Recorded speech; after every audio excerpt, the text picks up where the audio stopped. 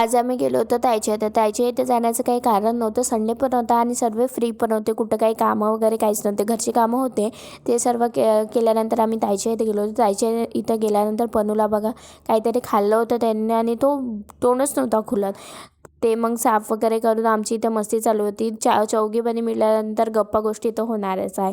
त्यानंतर त्यांनी इव्हनिंगमध्ये चहा स्किप करून कॉफी बनवायला घेतलं. कॉफी तसं तर आवडत नाही, पण आता बनवली आहे ते प्यावंच म्हटलं, कारण असं काहीतरी स्वीटचं डेकोरेशन करून होतं त्याच्यावर.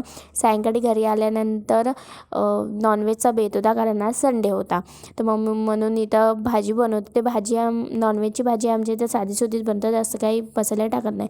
मला फिश फ्राय खायची होती म्हणून मी इथं फिश फ्राय बनवत होती आणि मस्त मम्मीने इथं भाजी फोडणी दिली होती. मी इथं फिश फ्राय खायला घेतलं, त्यानंतर जेवण करायला घेतलं. चलो आजसाठी एवढंच. व्हिडिओ आवडला असेल लाईक, कमेंट आणि सबस्क्राईब नक्की करा. बाय, भेटूया नेक्स्ट व्लॉगमध्ये.